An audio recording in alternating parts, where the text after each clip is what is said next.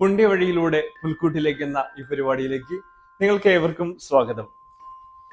ഉണ്ണീശോയെ വരവേൽക്കാൻ വേണ്ടി പുൽക്കൂട് ഒരുക്കിയും മറ്റു ഡെക്കറേഷനൊക്കെ ചെയ്ത് ബിസി ആയിക്കൊണ്ടിരിക്കുന്ന ഒരു കാലഘട്ടത്തിലാണ് നമ്മൾ ആയിരിക്കുക.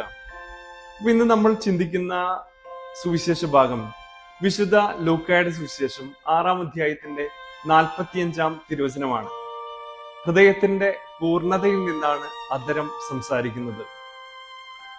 നമ്മുടെ അധരത്തിൽ വരുന്ന വാക്ക് അത് ഹൃദയത്തിന്റെ ഒരു റിഫ്ലക്ഷൻ ആണെന്ന് നമുക്ക് തിരിച്ചറിയാനായിട്ട് കഴിയണം. നമ്മൾ നന്മ ഹൃദയത്തിൽ സൂക്ഷിച്ചാൽ മാത്രമാണ് നല്ല വാക്ക് അധരത്തിൽ വരികയുള്ളൂ. അതുകൊണ്ടാണ് വചനം കൃത്യമായിട്ട് പറയുക, ഹൃദയത്തിന്റെ പൂർണ്ണതയിൽ നിന്നാണ് അധരം സംസാരിക്കുന്നത്. നമ്മുടെ ഹൃദയത്തിൽ നന്മ സൂക്ഷിക്കാൻ നമുക്ക് സാധിക്കട്ടെ. പണ്ട് ഒരു ഗുരു തന്റെ ശിഷ്യന്മാരോട് പറയുകയാണ്, നമ്മുടെ ഹൃദയത്തിൽ 2 ചെന്നായ്ക്കളുണ്ട്. ഒന്നാമത്തെ ചെന്നായുടെ പേര് നന്മ എന്നാണ്, രണ്ടാമത്തെ ചെന്നായുടെ പേര് തിന്മ എന്നാണ്. ഈ നന്മയും തിന്മയും തമ്മിൽ നിരന്തരം ഇങ്ങനെ കടികൂടിക്കൊണ്ടിരിക്കുകയാണ്. അപ്പൊ ശിഷ്യന്മാരിലെ ഒരാൾ ചോദിച്ചു, ഇതിൽ ആരാണ് ജയിക്കുക? ഗുരു ഉത്തരം പറഞ്ഞത് ഇങ്ങനെയാണ്, ദ വൺ യു ഫീഡ്. നീ തീറ്റ കൊടുക്കുന്ന ഏതാണോ അതാണ് വിജയിക്കുക.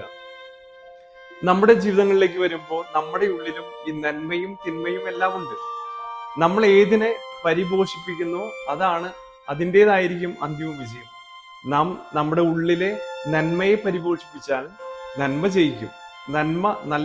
നമ്മുടെ ഹൃദയത്തിൽ നന്മ സൂക്ഷിച്ചാൽ നല്ല വാക്ക് നമ്മുടെ അധരത്തിൽ വരും. നമ്മൾ തിന്മയാണ് സൂക്ഷിക്കുന്നെങ്കിൽ തിന്മയായിട്ടുള്ള കാര്യങ്ങളാണ് നമ്മുടെ അധരത്തിൽ വരികയുള്ളൂ.